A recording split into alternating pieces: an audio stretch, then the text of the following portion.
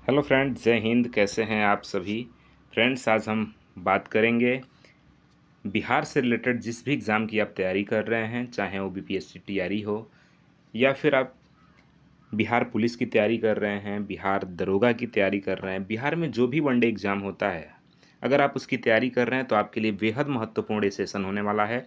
तो नमस्कार, मेरा नाम विवेक पांडे है और आप देखना शुरू कर चुके हैं टुडे एग्जाम स्टडी का यूट्यूब प्लेटफॉर्म। आज हम पढ़ेंगे बिहार के कला एवं संस्कृति और लोक नृत्य से रिलेटेड जो भी महत्वपूर्ण क्वेश्चन हैं जो कई बार एग्जाम में पूछे जा चुके हैं या पूछे जाने की संभावना है, उन सभी पे हम बात करेंगे एक एक करके। आइए क्वेश्चन को देखते हैं। पहला क्वेश्चन जो है आपका, पहला क्वेश्चन यही है कि आपको बताना है कि जट जटिन लोक नृत्य कहाँ प्रसिद्ध है। जट जटिन नाम का जो लोक नृत्य है उस कहाँ प्रसिद्ध है? क्या वो मध्य प्रदेश है, गुजरात है, राजस्थान है या फिर बिहार है? तो जो आपका राइट आंसर होगा वह होगा बिहार। बिहार जो है जट और जटिन नाम का एक जो लोक नृत्य है जो जो मधुबनी साइड में काफ़ी ज़्यादा प्रचलित है, ये वहाँ फेमस है, इसलिए जो राइट आंसर है वह है बिहार। क्वेश्चन पूछा जाएगा जट जटिन लोक नृत्य, बताइएगा बिहार। नेक्स्ट क्वेश्चन हम देखते हैं। अगला जो क्वेश्चन है हमारा वह है बिहार के किस विद्वान को मैथिल कोकिल कहा जाता है? तो आपको बताना है क्या वो फणीश्वर नाथ रेणु हैं या फिर भिखारी ठाकुर हैं या फिर विद्यापति हैं या फिर मैथिली ठाकुर हैं। तो आपको बताना है जो आपका राइट आंसर होगा वह होगा विद्यापति। ऑप्शन नंबर 3 विद्यापति जो हैं उनको बिहार का मैथिल कोकिल कहा जाता है। बिहार में उनको मैथिल कोकिल के नाम से वो प्रसिद्ध हैं।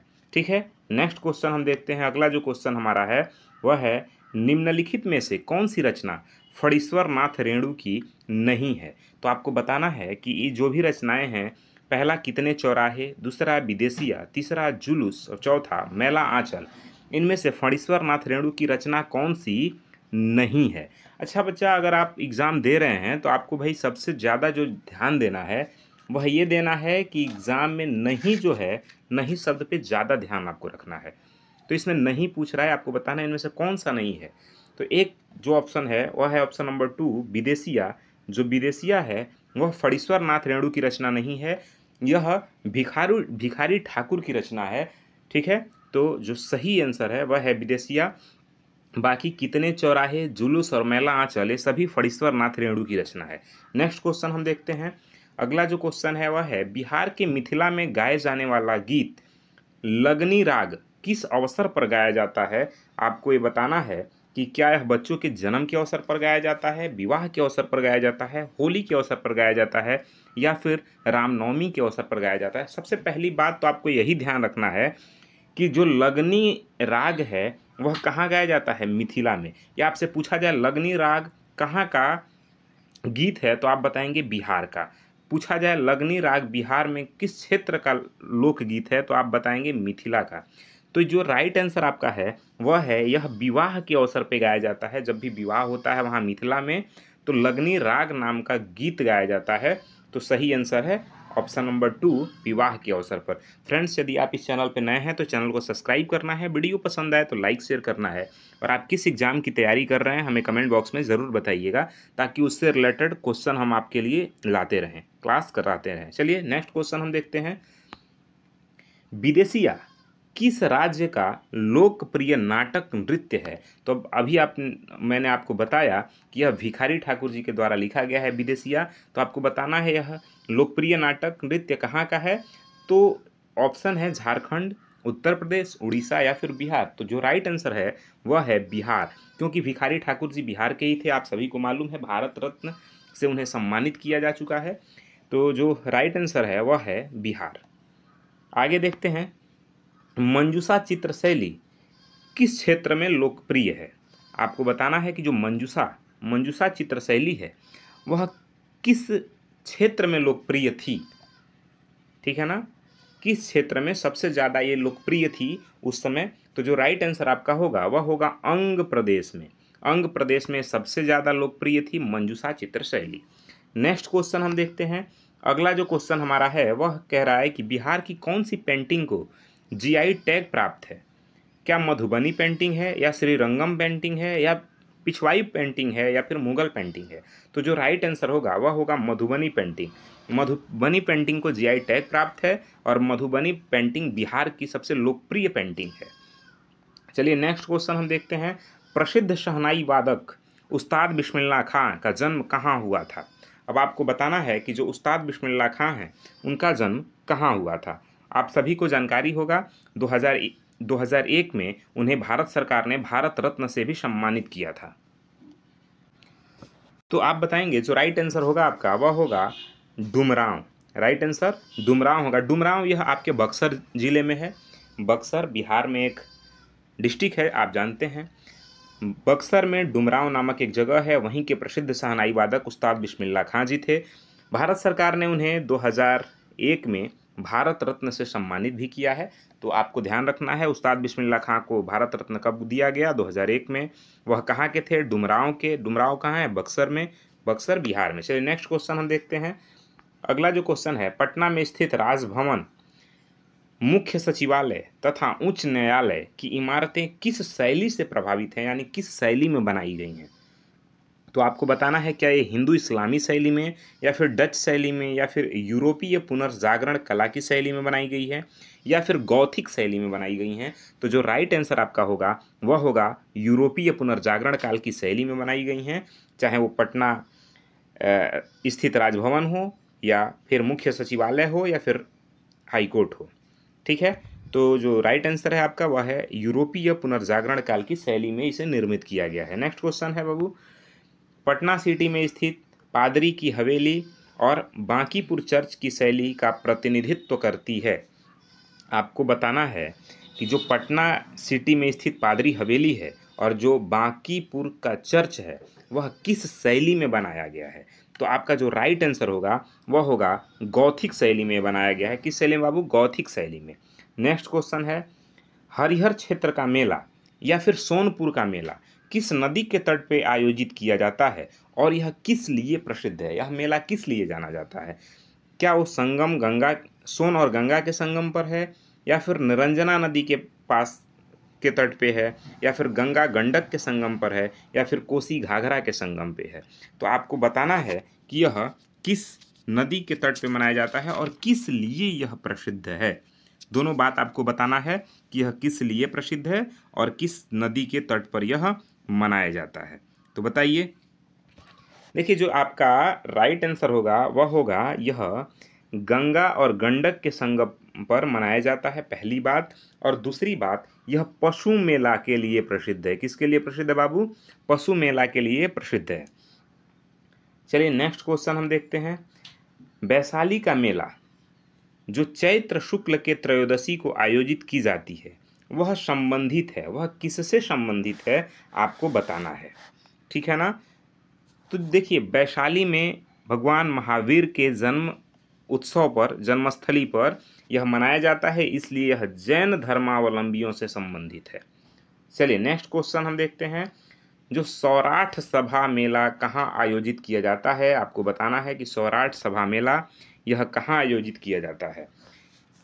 क्या मिथिलांचल में या फिर पटना में या फिर वैशाली में या फिर भोजपुर में? तो राइट आंसर आपको बताना है कि राइट आंसर क्या होगा।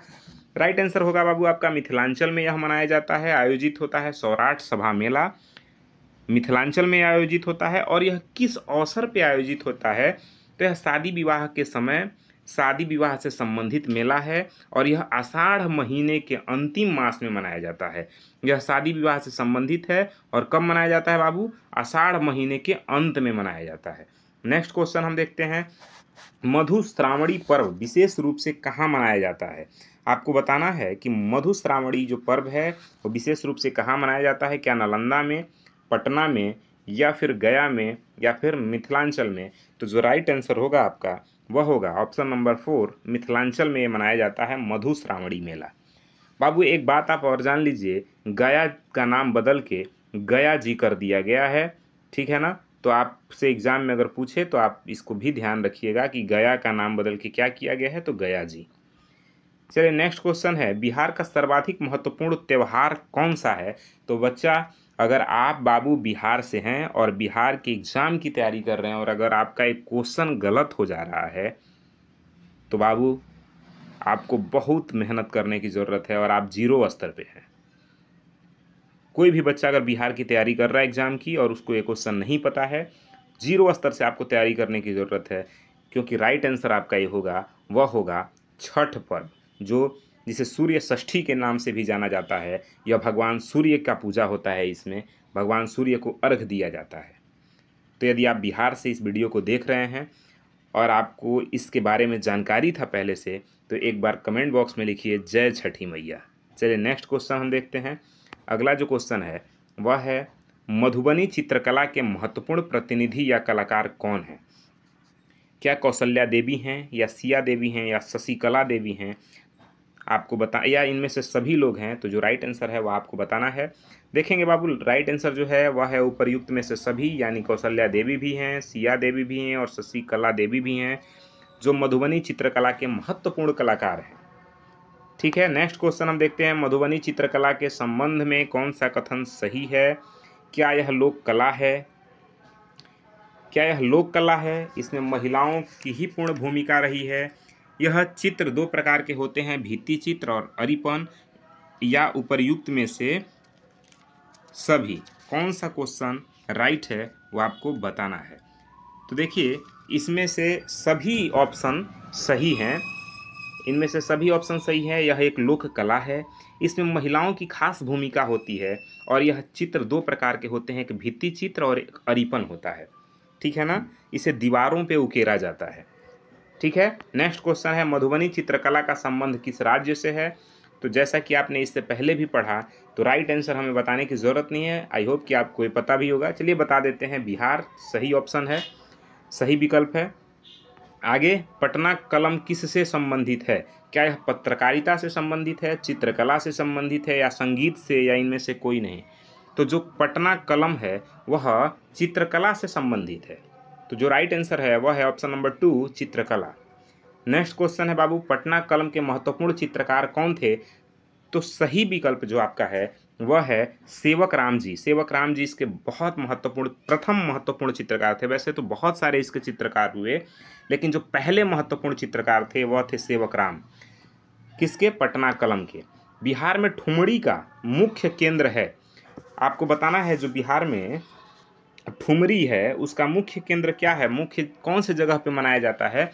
तो जो सही विकल्प आपका है वह है ऑप्शन नंबर 1, गया जी। गया जी में यह मनाया जाता है। नेक्स्ट क्वेश्चन है, बिहार में ध्रुपद गण के महत्वपूर्ण केंद्र कौन से हैं? क्या अमता जो दरभंगा में है, या डुमराव जो बक्सर में है, बेतिया पश्चिमी चंपारण में है, या उपर्युक्त सभी?